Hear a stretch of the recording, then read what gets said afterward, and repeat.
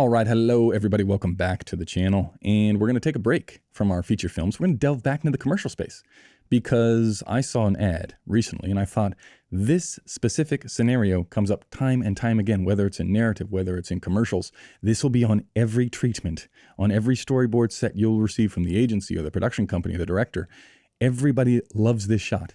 And, well, everybody except cinematographers. And they never think about how they're actually going to be able to pull it off. And in this commercial, we see it 4 or 5 times, and you start to see a pattern. And once you start to see a pattern, you can probably guess from that pattern developing that there's a reason why. And then you can incorporate that into your own shoots, and you're going to get better. Or maybe you won't. I don't know. Let's jump in. Here we go. We got an ad. We got people thinking about, what are we doing? We're buying a house here. This is kind of nice. Is the audio playing? It shouldn't. Okay. People come into a house. That's good. Sign away your life, get the keys. I like that jacket. It's the 90s. Here we go. More keys, smiles, selfie. We're in trouble. You're in a box. You got friends. Your friends live with you. That's a bummer, right? First of all, that never happens in a share house. Like, where are the other people, right? She's supposed to have roomies, no other lights on. You always got like your crazy ass roommate waking you up, making popcorn at 3 a.m. Okay, here we go. So what are we going to talk about? Are we going to talk about exteriors? That might be interesting. Right? That might be something like, oh, it's not really backlit. Okay, we got some gray skies. This is probably all VFX. I don't believe any of this. So we're not going to talk about that. We're going to talk about this, not this setup, right? Even though I like this production design. Like these are little elements, these things here. I like this. I like the placement. All of this stuff is nice. This is where if you're on set for 12 hours a day and this is your life, you kind of get off on going like, oh, what if we, Bob, drop the paperclip in there? Is that? Are we happy with that? Yeah, I think we are. Okay, this is the scene we're actually going to be talking about. Now, why is this the hardest scene to do, right? Or why is this generally, a very difficult scene to get? Well, this is the entrance shot.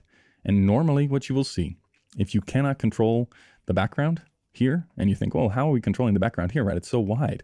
I'm not sure what you mean, Patrick. I'm going to explain that in a second. But if you can't control the the background, normally what happens is you will shoot this from over here. Right, camera over here, facing this way. That way the door opens and you're looking into the door as opposed to looking out the door, right? Because out the door is hard. Why? Because this is a lot of level, right? That the camera has to be able to compete with, and inside, not a lot of level, right? Now there is a solution for this, which we're about to see, but inside, not a lot of level, outside, a lot of level. We have ourselves a problem. What should you do? Well, you can set your exposure for wherever you want that sky out there, right? Because that you can't control. What that means is if you were to set this level without adding any light or thinking about the blocking or the coverage at all, in here is going to be really dark, okay? So as they come in, oops, just rewound 10 seconds. That's perfect. I'm glad this is a 30-second ad. Where do they come in?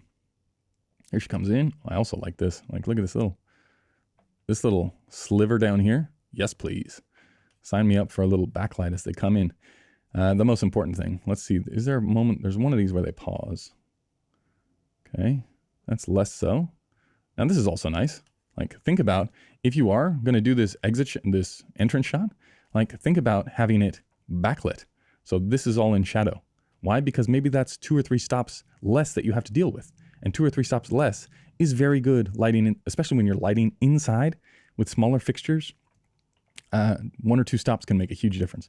Let's see if we go to, okay, there's that one. That's not bad. Do we come in again with a 3? Probably that's the best angle is that first one. Or sorry, the second one. Let's go with the first one. Okay, what do you notice here? We never, ever see over here. Now, we never see over there because this is a commercial. But being a commercial, we can take some liberties with our lighting and make things significantly easy on ourselves. This shot is real easy if we can light from over here and then there's quite a bit of room, right? If there's quite a bit of space over here, we can make this soft enough. We can also shape it with the grip jungle, not to go everywhere. You can feel the shadow on the wall over here, and you can sort of feel it when you come in too, right? It's still lit, but it's about making the light, even though it's super powerful inside, it makes no sense versus the light outside.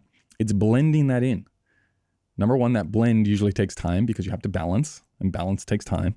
Putting up the lights, putting up the diffusion, that stuff all takes time, but like the finessing is when you're actually going to be working, right? Not when your team is going to be working, but when you're actually going to be working, which means you got to have everybody ready. It's like, okay, people, when everything is set up, like the job is not done. The job is done when we get a talent on set and the pen isn't quite so large and we're happy with these levels that we like. Okay, so everyone get by a lamp. Somebody stand by the backlight. Somebody stand by this one. Somebody stand ready with more diffusion. And we're gonna knock this out of the park. As long as we can light there. This thing breaks down and it turns into a absolute dog's breakfast if the director goes, you know what, I love this shot. I love this shot. Now, what we're gonna do on the next one is we're gonna cut from this perspective. Now we wanna be over here and we want to be looking this way as they walk in on a second camera. You're like, well, you're gonna see our 8x8 over here and the 4K pushing through it. And they're like, yeah, but I need it. I need that coverage. Oof. Really? And there's nothing else we can do? Like, what about it? What if it's all the same? What if we just do the same thing over and over again? Yeah, but I want to mix it up. You're like, stop. Please don't. Now, if you don't have a lot of room, like you can feel the feather here, right? Feel how much brighter it gets? Now, this could be grayed. You just take it down a level because it's not that interesting with all that level over there. But as long as you don't see over there, you're fine. So find yourself, if you're going to do an entrance shot, you can either do it from the side, shoot along this way, or find yourself a spot that is going to have enough room and then make it clear to everyone around you. Like this is okay. This lighting is okay for this angle. But if we have to do anything else in here, like you can't shoot from over here, right? Because you're just looking right into the light, which is another move. Like another move of the infrastructure. You can't shoot from over here because you have to move infrastructure. It's like you've got this particular line and this particular line right down the image.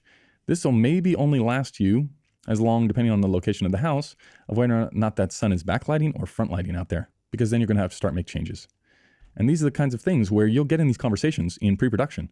You're like, yeah, but we need, we need X shot in here because of Y reason.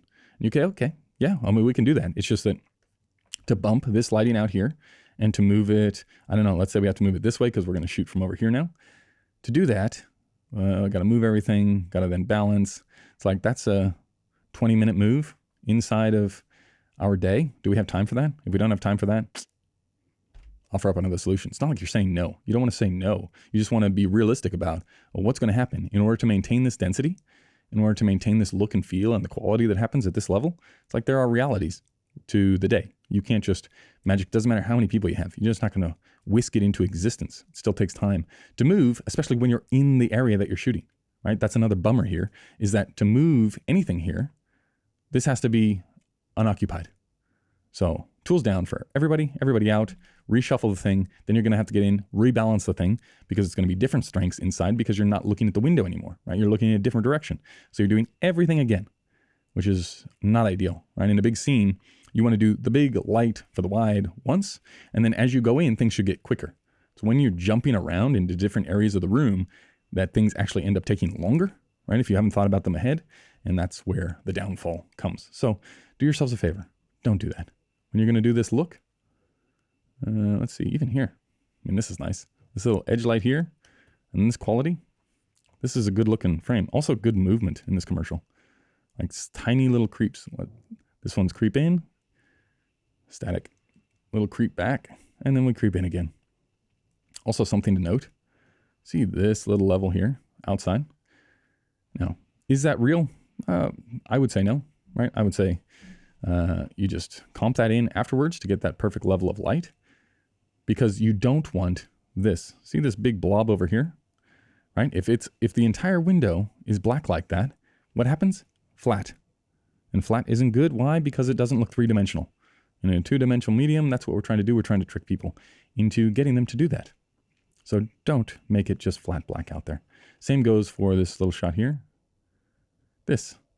Like, see how it's dark. It's not black.